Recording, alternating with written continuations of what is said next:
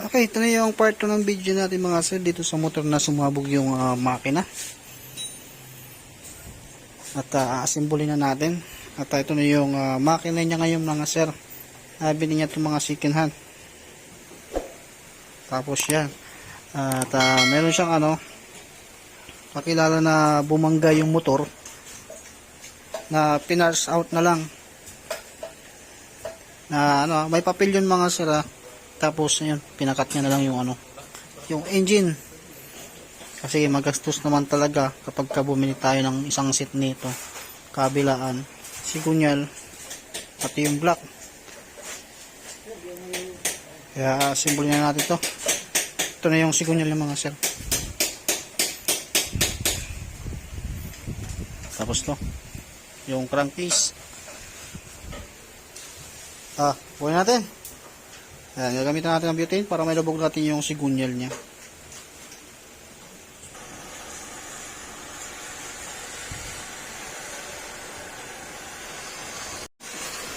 Okay, ito mga sir, luto na yung ating niluluto. Kaya ipapasok na natin yung sigunyal natin.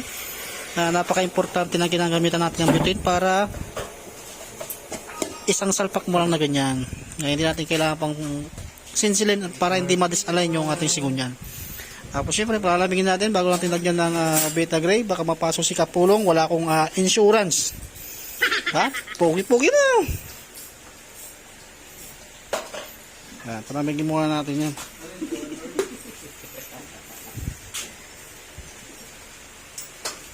Tapos sasalpakan natin para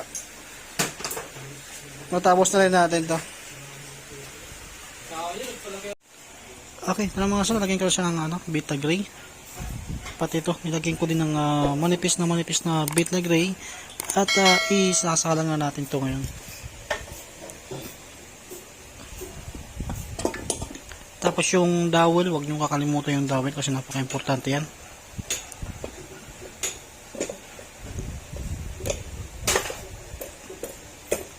Mabilis lang maglagay nito pagka wala yung center stand. So ito yung crankcase bolt. Ayan, ito nilyo ko na yung crankcase bolt natin. Tapos yung mga ganitong parte ng parts, huwag nyo kakalimutan. Napaka-importante na dapat tinatandaan nyo kung saan nakalagay yung mga ganitong pisa. Kasi maliliit itong mga to. Ayan, tapos lalagay natin yung oil gear. Tapos yung ating timing chain. Okay, ito na mga sir, nalagay ko na yung block. Pinaka-importante yung gasket nya, dapat laging bago yung mga sir. Tapos i-timing nyo dito. Yan, tapos itapat nyo na yung kunya. Sample nito wala akong magnetong gamit. Itong kunya na to, tinatapat ko yan dito. Yan, kahit wala yung magneto. Tapos ito, huwag nyo kakalimutang higpitan yung mga sir. Dapat gasket yung gagamitin nyo up and down bago para walang leak. Tapos huwag nyo rin kakalimutan yung ating clearance para hindi na mamalya. Isa rin yan sa mga problema na magaspang yung andar sa adjust ng ating valve clearance. Tapos maya lalagay natin yung kulong. Ito mga sir, ito nabili ni sir ito second hand na bumangga, baluktot yung chassis at hindi na pinagawa ng may-ari, ginawa niya, bininta niya lang yung pinars out na kumbaga. Tapos ito naman, ito yung dito kasi dalawa kasing crankcase, ginawa, pinahinan ko yung ito. Kaya talagay na natin to, buboy na natin para may salpak na natin doon.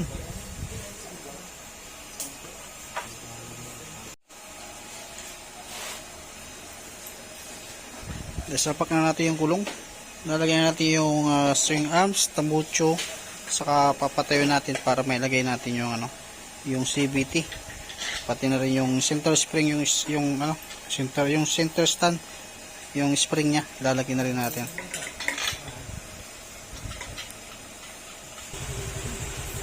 Ayan mga sir, nabuo na yung makina. Lagyan mo na yan, spring muna. Tutumba yan. Ayan, pwede na natin pagbuuin. Ayan, nabuo na rin sa wakas yung sumabog ng makina. Kaso nga lang, kinailangan pa natin bumili ng ibang crankcase. Kasi yung kapatid niya, si Sir, na nadisgrasa yung motor. Pinas out na. Dahil malaking magagastos. Kaya kinuha niya yung makina.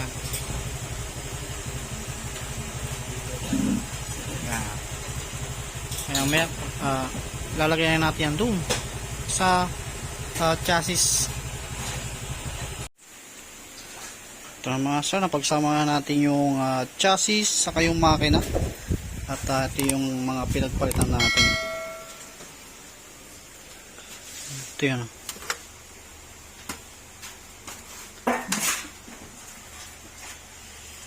Yan, ito yung mga pinagpalitan natin. Tapos ito. Ito yung nabasag. Pang junk shop na yung labas nito.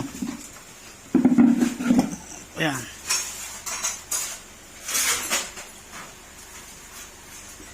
Putol. Ayan yung sumira sa sa crankcase. Tapos ito na siya ngayon. Naging bago. Lalagay mo na rin yung mga airbox, throttle body, stator, tapos radiator. Tapos maya paandarin natin. Okay, ito na mga sir, ibalikan natin yung mga upuan. Diagnose lang ni Kapulong, kinukuha niya yung speed sensor para sakto-sakto yung minor. At hindi front lagi sa pagkasira ng sigunyal. Kapag mababa kasi yung minor ng motor natin, lalo sa ipay, mabilis masira yung sigunyal. Ayan, maandar na. Tahimik na yung makina nito mga sir. Pambakbakan uli.